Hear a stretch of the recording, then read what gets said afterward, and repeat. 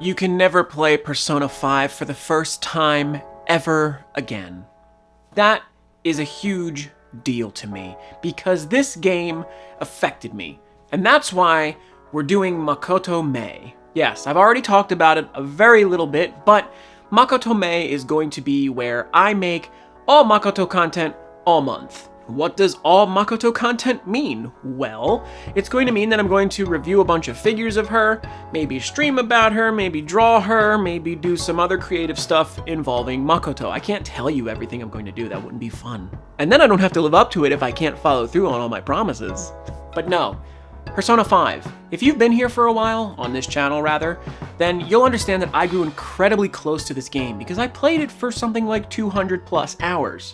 I also used Sandman to deliver the final blow to the last boss, multiple times. But that's besides the point, because we're here to talk about Makoto Niijima. She is clearly the best character in Persona 5. I know a lot of people say this, and some people's reasons may be more shallow than others. Some people might just think, whoa, she's hot. She is. The other people might just think, she's got a really great personality. I'd love for her to step on me. That would be awesome. But that's not exactly what really butters my bread. You see, because Makoto is very dynamic. She's got a lot to her. And I think that's really special because in a game like Persona, the characters kind of start to take a back seat as new ones get involved into the story. But that's fine because I think the reasoning for that is that once they've gotten in, awakened and all that, they're at a place where they're okay. And what happens next is what's happening to the world rather than them. And I think that's actually really beautiful. Once Makoto awakens, she's going to be fine because she has the flame of rebellion alive in her now, and she's doing what she needs to do.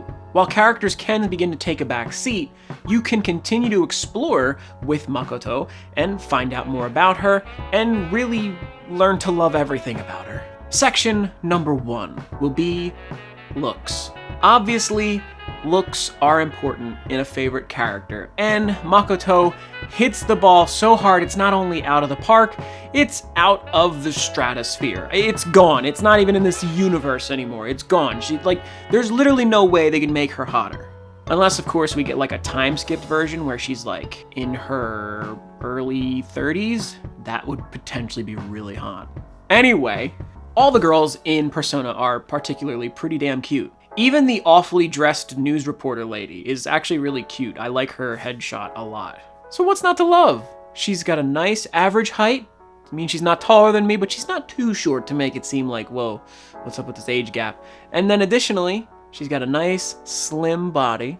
She's not super heavy up top, which is fine because while Japanese character designers typically think that's the best way to provide fan service, not here. They did it somewhere much better because as we follow down, Makoto clearly has the best butt in Persona. Now, when Anne is damaged, she looks great in her Phantom Thief uniform, but I'm okay keeping the American Japanese girl with the blonde hair, blue eyes out of my excitement sphere, and Makoto is all I need. Darker hair, pale skin, bright red eyes, she's striking in all ways.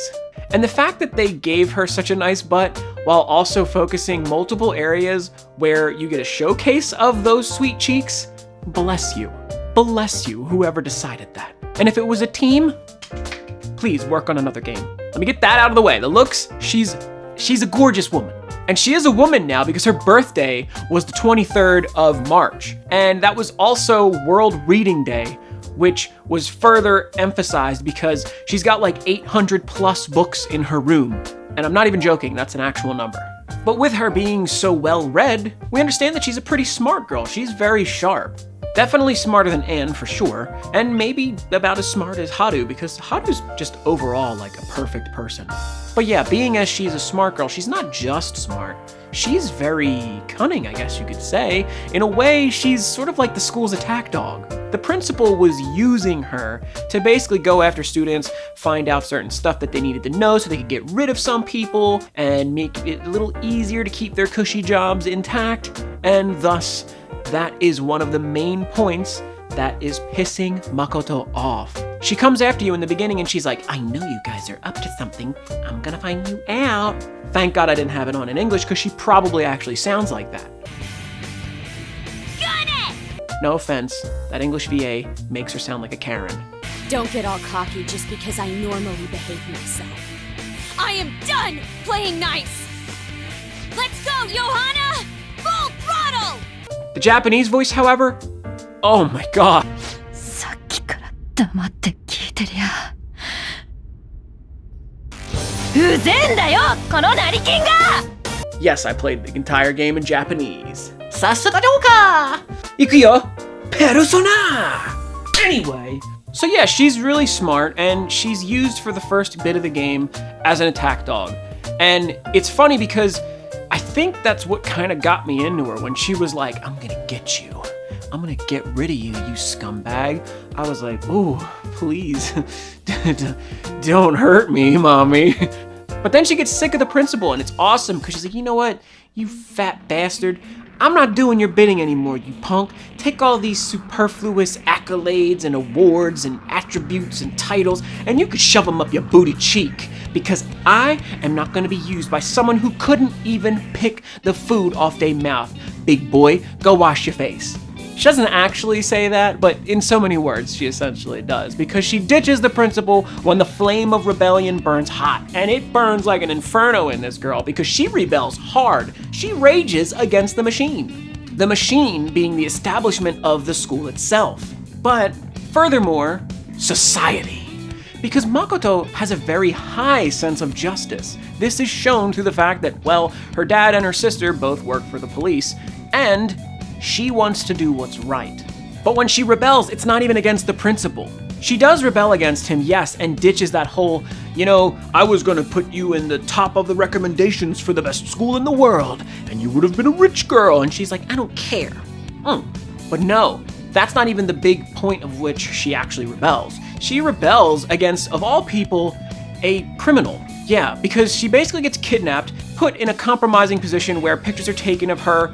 It's like, I'm gonna release these pictures and your sister will be a laughingstock and your whole family will No, that's not it though. This guy's like, give me all the monies. Oh, your sister's a cop? I'm gonna force you into prostitution and you can be my own personal slave. She's like, you know what?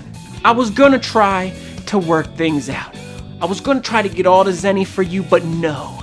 You scum, you filth, you cling to money as the fly clings to dung. Take your filthy, ill-gotten dollars and shove them where the sun doth not shine. And she rebels hard, rips off her mask and says, this is the real me, boy.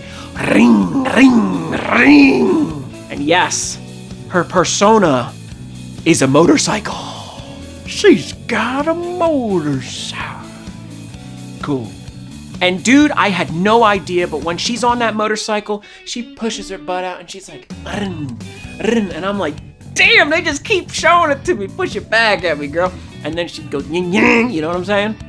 So yeah, motorcycle aside, that's actually really interesting because I have my own interpretation of why her persona is a motorcycle. You have someone like Ryuji, who's an idiot, rebelling against the world because he's just an adult, and he's like, I don't like the way these crappy adults are. What's up, Persona? And then he gets a pirate, which kind of makes sense because he's basically a delinquent. Whereas with Makoto, her motorcycle symbolizes the fact that now that she's been awakened, she can move forward, right? Because a motorcycle is a vehicle which would allow you to traverse over long distances of land, right? So then what better a way to show that she now, as an awakened person, can essentially go leagues further than she was, now that she's ditching all this crap behind her, but give her a motorcycle. Everybody else has like a ghost behind them that's like, but no, she gets a motorcycle because now she can propel herself forward. She can be the strong person she needs to be for her family and for herself, because that's gonna take me into another topic of family. Ohana means family. Kazoku means family. Family is forever. Mugen is infinite. Mugen Kazoku. Kazoku no Mugen. Whatever you want to say. I don't know how it's said. Either way, Makoto is very big into her family. She doesn't really have much left. Her sister is essentially her mom because her father has passed away. And I don't actually know what happened to her mom. But still, she wishes that her father was still around, right? And she does so not just because of the fact that she loves him, but for the fact that if he was around, the burden would be lifted on her sister, and thus she wouldn't have it so hard, and they could all live happily. And that's like, just thinking about that's making me emotional, even though I have all of my family. And I think that's really good to have in a game, because a lot of teenagers are rebellious against their families. They don't really, you say terrible things about your family when you're a teenager.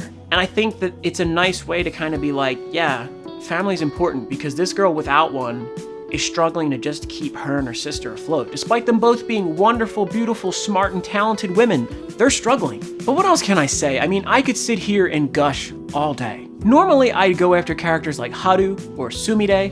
They're wonderful, they're adorable. I'm super into kawaii cute girls, moe girls. But this time, man, this mean girl with the striking looks, I love her. And she doesn't just act kind of like mean, she kind of has a mean way of looking. And it's not because she has resting bee face. No, it's because like those sharp red eyes, they glare into your soul.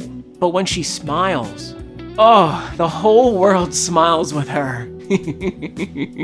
I seriously am so sprung on her, even all this time after finishing the game. Good games are rare, right? Like, a game that affects you is something that you take with you for the rest of your life.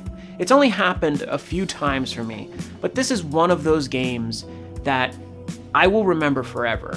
It didn't necessarily teach me anything about myself, but the idea of cognition and the way that we see the world and the way that we can create what we see in our mind and what we want there to be in the world, it is what we make of it. And for me, that's so big, because that's the major theme of everything that's happening towards the end. Like, if you were offered a false but happy reality, would you take it? Or is it okay to struggle? Is it okay to have to suffer through strife? Does it suck? Yeah, but what's better? The feeling of a hard-earned victory, or the feeling of just getting your way? So instead of continue to go on and on and on about why this series is so wonderful, I'm just gonna gush about Makoto for a little bit here. She's so hot, her eyes are so pretty. I love the idea of like the dating between her and Joker. While Joker doesn't really look like me, I can't put myself in his like shoes or anything. It is just cute to see her interacting with someone who's essentially faceless and has no personality, but I was playing as him, so it means she was with me. She's mine, she's my girlfriend. How awesome is it that her name is Queen, right? They name her Queen because, well, I don't actually, look, she's a priestess, right? That's her arcana, which is funny because she has BJ on her neck. Don't make any dirty jokes. BJ on the neck of her one uniform actually symbolizes Boaz, and Jushin is what that stands for. And it's actually representative of the towers outside of the Temple of Solomon, which has some greater meaning for the priestess arcana. Either way, she's a queen, right? She's my queen. And one thing about her appearance that's really nice is that she's gorgeous, of course, though she won't really flaunt that. She won't wear a skirt outside of school. Her uniform is the only time she will. Every other time she'll wear more plain clothing because she doesn't feel the need to show off like that. Like seriously, when they go to the beach, she wears a plain white bikini. It has a little skirt on the bikini, so I guess that's kind of lying about the skirt thing. Her outfits are adorable, and what's even more adorable is the fact that she wears that one outfit and has the book in front of her face when she follows you. That might be the cutest thing. Sometimes the book is upside down. One thing I really love about her is that she's a strong female protagonist without them shoving that down your throat. In games especially, that can be really overbearing when they're just like, look at just how strong she is, girl. When characters are more than just set pieces, like any of the girls in Persona, it's really nice. Anne has her own wonderful, glorious moment of basically like triumphing through that whole you're a set piece woman type thing, and it's glorious in the way that she does so. She literally defeats a person who is like a child predator. And I don't know how much higher you get than being able to conquer an adult abusing his power in such a way than that. Which is why these characters all hit so damn hard. When I first played Persona, Kamoshida's Palace was like, it felt wrong. Like, playing through that arc was like uncomfortable. And I'm not the type of person who's ever had any problem with that, thank God. But that was rough. So the fact that I think Makoto is somehow stronger than that, especially considering that she was also potentially going to be abused in such a way, I think that's saying something. You could potentially make an argument that Anne is a better female protagonist than Makoto in regards to that strength situation, but it would be a teetering seesaw for me, and I still think Makoto gets the edge a little bit more. So yeah, like, the fact that she's sharp, the fact that she's able, the fact that she comes into this sort of better realization of who she is, and it seems very authentic with Makoto. It's like, she's gonna be just fine, and I love that about this character. Another really cool thing about Makoto is that she has Fist of the North Star references when she fights, super funny, and her name originally was a reference to Kamen Rider because somebody suggested, call her Rider, and she's like, no. She also apparently really likes action movies, like violent action movies. You go see Yakuza Like a Dragon, which is a direct reference to that game in one of the dates in the game. But in addition to her being strong and liking action movies that are violent and whatever, she's also kind of fragile. Like, she's afraid of the dark. She wants to hold your hand in one scene when it's dark, and she freaks out, much to the hilarity of Futaba trolling her. But yeah, she's like also just a sweet, dainty girl at the same time, while she's also this sort of rock-solid queen. I think her mask is also like representative of her personality because it's like an ironclad wall, and it just means that she's like headstrong, right? She has like this metal plate with holes in it that she looks through.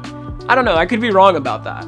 She also is like into cutesy stuff in a way because she likes Buchimaru-kun merchandise, which is essentially like a Hello Kitty sort of rip-off joke. It's like a panda bear that they make all this old merch for, and they're like, oh, they don't make it anymore. And then she sees that the one like trendy girl in her class has it, and she's like, oh, you like Buchimaru-kun as well? And she's like, I thought you were a loser. You like Buchimaru-kun? Don't tell anybody. Let's be friends. And then she finds out that that girl is essentially becoming a man. I could sit here all night and come up with reasons why I love her, why she's awesome, and why you should also appreciate Makoto, but let's let the month be how we show you that. Because, yes, this month is Makoto May. I'm gonna have some fun with it. I wanted to do Makoto March, but I wouldn't have had everything I needed in that time. But know that I have great plans for this month, and I hope that you'll stick along with me and enjoy everything that I create, because I think it's gonna be fun. If you're not a Persona fan, I'm really sorry, but next month I'll be doing something different. It's not going to be always themed stuff, so don't worry. I'll go right back to being chaotic and ridiculous next month.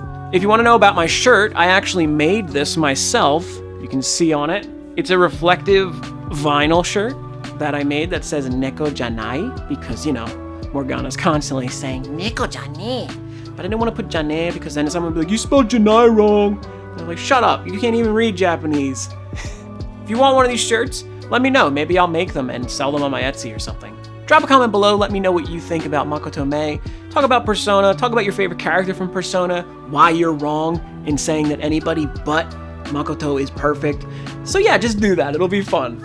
And yes, thank you for watching. Please make sure to watch the video I put right here, and stay tuned for plenty more Niijima news here on the Kingu channel. Is that an ending? I don't know. I mean, I guess I could show you one of the figures that I'm gonna work on. Woo! Johnny!